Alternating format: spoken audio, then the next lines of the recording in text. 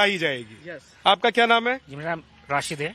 राशिद भाई, आपको क्या लगता है? हालांकि देखिए यहाँ तो बुलंदशहर में थोड़ी जनसंख्या के हिसाब से देखें तो कम है, इतने भी कम नहीं है लेकिन थोड़े कम है। यहाँ पर जीत हार मुस्लिम नहीं तय कर पाते हैं। तो आप लोग क्या सोच रहे हैं इस बार? इस बार सुने मोदी को ही वोट दिया जाए। ये सब इधर मोदी बोल दिए तो आपने भी मोदी बोल दिया? बिल्कुल, हम तो क्या नाम है चल रहा है हमारे, तो वो सपोर्ट मिल रहा है हर चीज का। राशन मिल रहा है, सुविधाएं मिल रही है हर चीज की, तो हमें सही लग रहा है। तो ये जो 80-20 चल रहा था पहले चुनाव में, तो ये क्या 90-10 हो जाएगा कि 100% हो जाएगा? मतलब 400 जो बीजेपी कह रही है वो हो ही जाएगा? ये होना चाहिए तो। जी सक्सेना साहब, तो यहाँ तो देखिए ये तो वैसे गढ़ है बीजेपी का। यहाँ बहुत ज्यादा मुझे लगता है बीजेपी शायद खुद भी नहीं सोच रही होगी कि कुछ उलटफेर हो जाएगा, लेकिन चांसेस है क्या? नहीं, कोई चांसेस नहीं है। इस बार जो मोदी जी कह रहे हैं एनडीए 400 पार पहुंचेगा। और जो विपक्ष की स्थिति है, मैं निश्चित रूप से ये कहना चाहूंगा, मैं माननीय प्रधानमंत्री जी से मांग भी करूंगा कि कुछ सीटें विपक्ष के लिए रिजर्व कर दें अगर चुनाव में 400 पार हो जाए तो, ताकि विपक्ष बना रहे। ऐसा लग रहा है कि सारी कांग्रेस पार्टी विपक्ष जो है वो चली जाएगी बीजेपी में। कुछ सीटें निश्चित रूप से करनी पड़ेंगी मोदी जी को, वरना 400 से भी आगे निकल जाएगा ये। 400 से भी आगे निकल जाएगा। बीजेपी 400 से आगे निकल जाएगी कि एनडीए? एनडीए 400 से आगे निकल जाएगी। आपका क्या नाम है? अमित सिंघल नाम है सर मेरा। क्या करते हैं आप? किराने का कारोबार है सर। अच्छा, देखिए कारोबारी भी हमको मिल गए। तो कारोबारी क्या सोच रहे हैं? खुश हैं इस बार? मतलब 10 साल का कार्यकाल हो गया है, अब जितने वादे थे वो, कुछ लोग कह रहे हैं 15 लाख रुपए नहीं आए, कुछ लोग कह रहे हैं कि आपने वादे इतने सारे कर दिए फिर नए वादे कर रहे हैं। देखिए सर, कारोबार की स्थिति तो पहले से बेहतर है, पर हर एक आदमी खा रहा है, कमा रहा है। सबको मकान भी मिल चुके हैं, जिन पे गरीबों पे पैसा भी नहीं था उन्हें 2.5 3 लाख रुपए गवर्नमेंट की तरफ से मिल चुके हैं। लूट, हत्या, बलात्कार, डकैती सब बंद है। आप देखिए पहले घर के बाहर मोटरसाइकिल, स्कूटर खड़ा कर देते तो गायब हो जाता था, अब वो स्थिति नहीं है। देखिए चुनाव की जहां तक बात हो रही है, मैं तो कह रहा हूं चुनाव को बंद ही कर दो। सीजीआई जो सुप्रीम कोर्ट के फैसले से, सुप्रीम कोर्ट ने कहा कि आप चुनाव आयोग में 3 लोगों को बनाए, एक प्रधानमंत्री, एक विपक्ष का नेता और एक सीजीआई। उन्होंने ऑर्डिनेंस लागू से बदल दिया और सीजीआई को बाहर करके एक मंत्री को रख लिया। कारण ये है कि वो चुनाव चाहते ही नहीं है। अब लोग कहते हैं ईवीएम में गड़बड़ है, मैं तो कह रहा हूँ पूरी प्रक्रिया में गड़ा है। आप अगर यही चाहते हैं तो पूरी मोदी जी को आप क्या चाहते हैं? देश में कौन सी पार्टी आए, कौन प्रधानमंत्री बने, बताइए। देखिए देश में आम आदमी पार्टी की सरकार आनी चाहिए। देश में आएगी, हाँ आएगी, इसमें कोई दो राय नहीं है। आएगी, सरकार आएगी। पहले दिल्ली के बाद दिल्ली की 2 बार 3 बार हो लिया, उसके बाद एमसीडी भी हो लिया।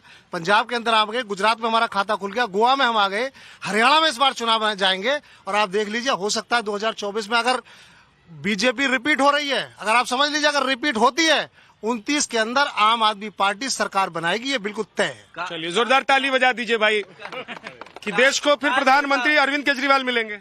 देखिए प्रधानमंत्री कौन बनेगा ये 29 में तय होगा। अरे आम आदमी पार्टी जीतेगी। ऐसा नहीं, वो एक नेता के पीछे नहीं भाग रहे हैं हम लोग के मोदी मोदी मोदी। उन्होंने कहा मोदी, अरे बहुत सारे नेता। काश ऐसा हो कि हम सब के जो छोटे बच्चे भी हैं उनके जीवन काल में ये दृश्य कोई देख पाए। मुझे तो लगता नहीं है दृश्य कोई देख पाएगा। लेकिन भाई साहब की एक बात पे मैं 1 मिनट वो करूंगा कि भूखे को रोटी और जिसके सिर पर छत नहीं है, क्या गवर्नमेंट का ये काम है उसको भूखे को रोटी और सिर पर छत देने का है या नहीं है? जब ये है और 80% के पास हो रोटी देने का, तो सरकार ये काम करेगी और वो बहुत बढ़िया काम कर रही है। बात खत्म कीजिए, अभी बात चल ही रही है, मैं थोड़ा और बाकी लोगों से बात कर लेता हूँ। आपका नाम क्या है? मेरा नाम लोकेंद्र सिंह है। सिंह साहब, क्या लग रहा है इधर क्या माहौल है बुलंदशहर में? बीजेपी का खूंटा गड़ा हुआ है कि हिल रहा है? बिल्कुल गड़ा हुआ है और एक मुश्त बिल्कुल 100% गड़ा हुआ है। यहाँ हमारी जितनी भी सीटें हैं, हमारी भाजपा की सरकार उनको फिर से जीतेगी और इस बार 80 का आंकड़ा पार होगा, क्योंकि हमारा कोई भी नेता जनता के पास सारे काम जो सरकार ने भिन्न भिन्न योजनाओं के माध्यम से कराए हैं, उनके माध्यम से अब सरकार का कार्यक्रम चल रहा है गाँव चलो अभियान, उसमें नारी अस्मिता की बचाव के लिए घर घर शौचालय योजना, उज्ज्वला योजना। वो कह रहे थे कि कुछ काम तो कोई गिना नहीं पा रहा है। मैं वही काम गिनाने के लिए बता रहा हूँ। इतनी सारी सरकार की योजनाएं हैं, उनके बारे में मैं बता रहा हूँ। नारी अस्मिता के बचाव के लिए जो शौचालय, घर घर शौचालय योजना, वो सरकार के प्रयासों से जन जन तक पहुंची है। ये लोगों को, यहाँ बहुत सारे ऐसे पात्र होंगे जिनको इसका लाभ मिला होगा। अच्छा, ठीक है। उज्ज्वला योजना, जो माताएं बहनें गाँव में उपले से या लकड़ी से आज हर घर में आपको सिलेंडर मिलेगा। वो प्रधानमंत्री, माननीय प्रधानमंत्री जी की उज्ज्वला योजना। आपको लग रहा है कि इतनी सारी योजनाएं आ गई हैं जिसकी वजह से है? सिलेंडर भी तो 1200 रुपए का महंगा हो गया है। बिल्कुल महंगा हो गया। क्या होगा, अभी महंगाई बढ़ गई है क्या? महंगाई बिल्कुल बढ़ क्या करेंगे फिर आप लोग, क्या सोच रहे हैं? राहुल गांधी आएंगे सर। बिल्कुल राहुल गांधी आएंगे भाई साहब, इधर देखिए, राहुल गांधी प्रधानमंत्री बनेंगे। जी बिल्कुल बनेंगे। कांग्रेस अकेले दम पर तो पूरे देश में चुनाव लड़ने की तैयारी कर ही नहीं रही है कांग्रेस। सर देखो इतना तो मेरे को पता नहीं, ज्ञान नहीं है, पढ़ा लिखा नहीं हूँ ज्यादा, हाई स्कूल कर रही है बस खाली इतना है कि बुलेंस में कोई तरक्की नहीं है यहाँ पर। मैं बुलेंस के बारे में बता सकता हूँ, बाहर के बारे में नहीं बता सकता। जो अभी मुझसे पूर्व पूछ रहे थे कि मोदी जी ने काम क्या किया, अभी भाई भी मेरा पूछा था कि बुलंदशहर में काम क्या किया। बुलंदशहर में सीएनजी पीएनजी देने का काम भारतीय जनता पार्टी ने किया, शायद इसका ये फायदा भी उठा रहे हैं, घर घर पीएनजी वहां पहुंच चुकी है। दूसरा मेडिकल कॉलेज जो है बन रहा है, बहुत जल्दी उसका काम भी पूरा हो जाएगा। आज बुलंदशहर से आप किसी भी हाईवे पे निकल जाएं, सारे पक्के हाईवे जो आज दिए हैं, हाईवे से जोड़ने का काम किया भारतीय जनता पार्टी ने किया है। और प्रधानमंत्री जन कल्याणकारी योजना के माध्यम से, चाहे वो प्रधानमंत्री आवास योजना हो, उज्ज्वला योजना हो, जिसमें हजारों लाखों लोगों को सीधे मदद पहुंच रही है और लोगों को उसमें ये नहीं देखा जा रहा है कि वो उसका कनेक्शन जो मिल रहा है किसी शंकर को मिल रहा है या किसी राम को मिल रहा है, रहीम को मिल रहा है, सबको जो जरूरतमंद है उसको देने का काम कर रही है। अगर विकास संभव हो पाया है तो भारतीय जनता पार्टी की सरकार में हो पाया है। हमें तो हमारा रेट दीजिए, जैसे गन्ने का मूल्य नहीं बढ़ रहा, दालों के रेट नहीं बढ़ रहे, किसी के रेट क्यों नहीं बढ़ाते आप लोग कह रहे हैं कि रेट नहीं बढ़ रहा है, यहाँ लोग परेशान है कि महंगाई बढ़ गई। नहीं, किसानों के रेट नहीं, किसानों के जो खरीफ जो फसलें होती है उनके रेट नहीं बढ़ते हैं। रेट बढ़ते हैं तो व्यापारियों के बढ़ते हैं कि दाल कितनी आज खरीदी। भाई साहब बहुत आप लोगों के खिलाफ शिकायत। मैं ये बताना चाहता हूं कि किसानों के ईख के दाम अभी बढ़ाए हमारी सरकार ने, और जो दाम पहले बाकी थे 2,30,000 करोड़, 2,30,000 करोड़ माननीय योगी जी ने इस प्रदेश के अंदर गन्ने के पेमेंट किया है, 2,30,000 करोड़। और देखिए कोई भी आप ये बताइए जो हमारी खरीद होती है सरकारी खरीद, कोई हमारे पास बाकी हो, इस सरकार ने 20 रुपए बता रहे हैं भाई साहब, 20 रुपए बढ़ाए हैं, इसी में बढ़ाए। कितने सालों में? 3 सालों में। आप भी कुछ कहना चाहते हैं? आइए। एक भजन, एक तो हाँ, दबे मत रहिए, एकदम खुल के रहिए। खुल का सबसे पहले एक भजन। हाँ भजन, क्या बात है, गाइए। राम जी के गाएंगे, राम जी का भजन गाएंगे।